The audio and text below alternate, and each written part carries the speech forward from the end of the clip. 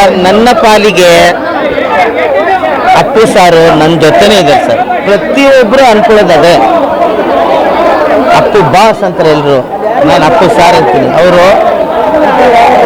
ಅವ್ರು ಇಲ್ಲ ಅನ್ನೋದನ್ನ ಇನ್ನೂ ಕೂಡ ನಾವು ಊಹೆನೂ ಮಾಡಲ್ಲ, ಅದು ಆಗೋದೇ ಇಲ್ಲ. ಅಪ್ಪು ಸಾರ್ ನಮ್ಮ ಜೊತೆ ಇದ್ದಾರೆ. ಈಗಲೂ ಅವ್ರ ಪಕ್ಕದಲ್ಲಿ ಹೋಗಿ ಒಂದು ಫೋಟೋ ಇಡ್ಸ್ಕೊಂಡು ಬಂದೆ. ಯಾಕಂದ್ರೆ ಅವರು ಅಂದರೆ ನಮ್ಮ ಅಭಿಮಾನ, ನಮಗಿರುವಂಥ ಅಭಿಮಾನ ಅದು. ಅವ್ರು ಇರಬೇಕಾಯ್ತು ಸರ್ ನಮ್ಮ ಕನ್ನಡ ಇಂಡಸ್ಟ್ರಿಗೆ. ಆ ವ್ಯಾಲ್ಯೂ ನಾನು ಹೇಳ್ತೀನಿ, ನಮ್ಮ ಇಂಡಸ್ಟ್ರಿ ಒಂದು ಮರ್ಯಾದೆ, ಒಂದು ವ್ಯಾಲ್ಯೂ ಇದೆಯಲ್ಲ, ಅಪ್ಪವ್ರು ಇರಬೇಕಾಗಿತ್ತು ಸರ್. ಅಂಥ ವ್ಯಕ್ತಿನೇ ನಮ್ಮ ಕನ್ನಡ, ನಮ್ಮ ಸಿನಿಮಾದಲ್ಲಿ ಇಲ್ಲ ಮೇಲೆ ಏನು ನಮಗೆ ಭಾಳ ಬೇಜಾರು ಅನಿಸುತ್ತೆ. ಇನ್ಸಿಡೆಂಟು ಅಪ್ಪು ಸರ್ ಜೊತೆ ತುಂಬ ಇನ್ಸಿಡೆಂಟ್ಗಳಿದ್ದಾವೆ. ನನ್ನ ಗಾಡಿ ತೊಗೊಳೋದಕ್ಕೆ ಕಾರಣನೇ ಅಪ್ಪು ಅವರು. ಸರ್ ಲೈಫಲ್ಲಿ ಏನಿದೆ ಸರ್, ತೊಗೊಳ್ಳಿ ಸರ್ ಗಾಡಿಗಳು. ಒಂದು BMW ಗಾಡಿ ಅವರೇ ನನಗೆ ತೊಗೊಳ್ಳಿ ಅಂತ ಬಲವಂತ ಮಾಡಿ ಕೊಡಿಸಿ, ಆ ಕೀ ಬೆಂಚ್ ಕೂಡ ಅವರೇ ಕೊಟ್ಟರು. ರಿಟರ್ನ್ ಬ್ಯಾಕ್ ಅನ್ನೋದಿದೆಯಲ್ಲ, ನಮ್ಮ ಹಬ್ಬಕ್ಕೆ ನಾವು ಏನಾದ್ರು ಕಳಿಸಿದ್ರೆ ಅದ್ರ 3ರಷ್ಟು ಅವ್ರು ವಾಪಸ್ ಕಳಿಸೋರು.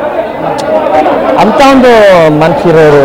ಅವ್ರ ತಂದೆ ಅವ್ರಿಗೆ ಆ ಥರ ಒಂದು ಒಳ್ಳೆ ಸಿನಿಮಾದಲ್ಲಿ ಇದ್ರೂ ಕೂಡ ಯಾವ ಥರ ನಾವು ನಡ್ಕೋಬೇಕು, ದೊಡ್ಡವರು ಚಿಕ್ಕವರು ಅನ್ನೋದನ್ನ ನಾವು ಅಪ್ಪವ್ರ ಹತ್ರ ಕಲಿಬೇಕಾಯ್ತು. ನಾವು ದೊಡ್ಡವರಾದರೂ ಕೂಡ ಆ ಮರ್ಯಾದೆ ಇನ್ನೊಬ್ಬರಿಗೆ ಕೊಡುವಂಥ ಬೆಲೆ ಅವ್ರ ಹತ್ರ ನಾನು ಕಲ್ತಿದ್ದೀನಿ.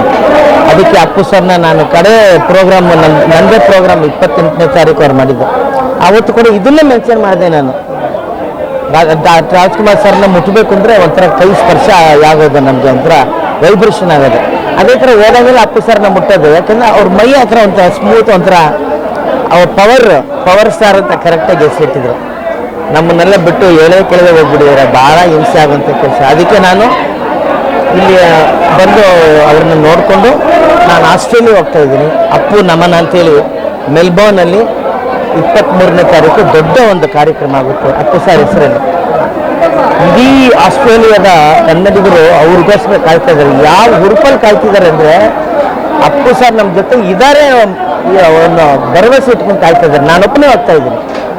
ಆ ಇಡೀ ಕಾರ್ಯಕ್ರಮವನ್ನು ನಾನು ಅಪ್ಪು ಸರ್ಗೋಸ್ಕರ, ಅಪ್ಪು ನಮನವನ್ನು ಆಸ್ಟ್ರೇಲಿಯಾದಲ್ಲಿ ಮಾಡ್ತಾ ಇದ್ದೀನಿ.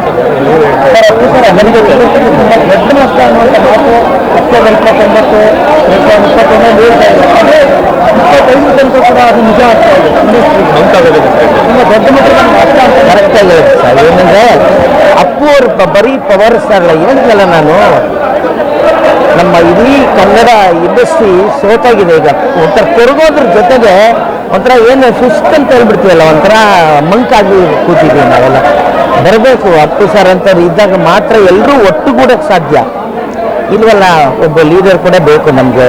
ಅದ್ರ ಜೊತೆಗೆ ಇಲ್ಲಿ ಇವತ್ತು ಅಪ್ಪು ಅವರ ಪವರು ಇನ್ನೂ ನಮಗೆ ಸರಿಯಾಗಿ ಗೊತ್ತಿಲ್ಲ ಸರ್. ಖಂಡಿತ ನೀವೆಲ್ಲ ಏನು ಮೀಡಿಯಾದವ್ರು ಇದ್ದೀರಿ, ಅಟ್ಲೀಸ್ಟ್ ಇಲ್ಲಿ ವ್ಯವಸ್ಥೆಗಳು ಕರೆಕ್ಟಾಗಿ ಮಾಡಬೇಕು. ಯಾಕಂದರೆ ಅಪ್ಪು ಅಂದರೆ ಅವರು ಒಂದು ಮೇರು ನಟರು, ಯಾವ ಲೆವೆಲ್ ಇಲ್ಲಿ ಕಲಾವಿದರು ಒಳಗೆ ಬರ್ಬೇಕಾಗ್ತಾ ಇಲ್ಲ.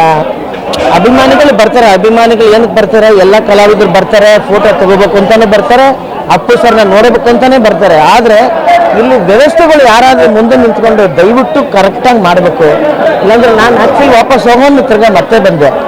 ಬಿಡ್ತಾ ಇಲ್ಲ ಯಾರೂ, ಅಲ್ಲಿ ಪೊಲೀಸ್ನವರು ಇಲ್ಲ, ಸುಮ್ಮನೆ ಪೊಲೀಸ್ನವರು ಇಲ್ಲಿಬ್ಬರು ನಿಂತ್ಕೊಂಡಿದ್ದಾರೆ ಹೊರತು ಏನು ವ್ಯವಸ್ಥೆ ಮಾಡಿದ್ದಾರೆ. ನಮ್ಗಾರು ಇನ್ಚಾರ್ಜ್ ಕೊಡೋಕೆ ನೆಕ್ಸ್ಟು ನಮ್ಮ ಅಕಾಡೆಮಿನೋ ನಮ್ಮ ಕಲಾವಿದರ ಸಂಘನೋ ಸೇರಿ ನಾವು ಬೇಕಂದ್ರೆ ಅಪ್ಪು ಸರ್ದು ತುಂಬ ಚೆನ್ನಾಗಿ ವ್ಯವಸ್ಥಿತವಾಗಿ ನಾವು ಮಾಡ್ಬೋದು. ಇದನ್ನ ಈ ಥರ ಬಿಟ್ಟುಬಿಟ್ಟಾಗ ಅಭಿಮಾನಿಗಳಿಗೂ ಬೇಜಾರು, ಅವರು ಸರಿಯಾಗಿ ಬರೋಕ್ಕಾಗಲ್ಲ, ಕಲಾವಿದರು ಬರೋಕ್ಕಾಗಲ್ಲ.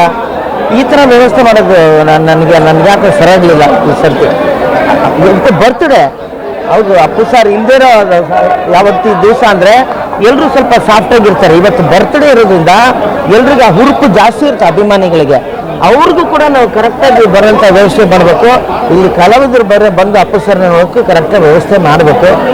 ಏನು ಮಾಡಿದ್ದಾನೆ ನನಗಂತಲ್ಲ, ಬಟ್ ತುಂಬ ಅನಾನುಕೂಲ ಅಂತೂ ಇಲ್ಲಿದೆ. ಅದು ಮಾತ್ರ ನಾನು ನಿಜವೂ ಒಪ್ಪನಾಗಿ ಮತ್ತೆ ಹೇಳ್ಕೊಡ್ತೀನಿ. ಬರೋ ವರ್ಷ ನಮ್ಮ ಕೈಲಿ ಕೊಡಿ, ಕಲಾವಿದರ ಸಂಘಕ್ಕೆ ಅಥವಾ ಯಾವುದೇ ಅಕಾಡೆಮಿಗೆ ಯಾವುದಕ್ಕೂ ಕೊಡಿ. ಅವರು ಯಾಕೆಂದರೆ ನಮ್ಮ ಕರ್ನಾಟಕದ ಸೊತ್ತು ಅಪ್ಪು ಅವರು ಅಲ್ವಾ. ಅಭಿಮಾನಿಗಳು ಲಕ್ಷಾಂತರ ಜನ ಇದ್ದಾರೆ, ಲಕ್ಷಾಂತರ ಜನ ಅಭಿಮಾನಿಗಳು ಅವರು ಹುಮ್ಮಸ್ಸಿಗೆ ಬರ್ತಾರೆ. ಅವ್ರಿಗೆ ಫಸ್ಟ್ ತೊಂದರೆ ಆಗಬಾರ್ದು. ನಾವು ಕಲಾವಿದರು ಬಂದಾಗ ನಮ್ಮಿಂದ ಅವ್ರಿಗೆ ತೊಂದರೆ ಆಗ್ತಾ ಇದೆ, ಅವ್ರನ್ನ ನಾವು ಬ್ಲೇಮ್ ಮಾಡೋದ್ರಲ್ಲಿ ತಪ್ಪು ಅವ್ರನ್ನ ಬ್ಲೇಮ್ ಮಾಡಬಾರ್ದು. ದಯವಿಟ್ಟು ಅದೊಂದಾದರೆ ಇನ್ನೂ ತುಂಬ ಚೆನ್ನಾಗಿರುತ್ತೆ. ಲಕ್ಷಾಂತರ ಜನ ಬರ್ತಾ ಇದ್ದಾರೆ.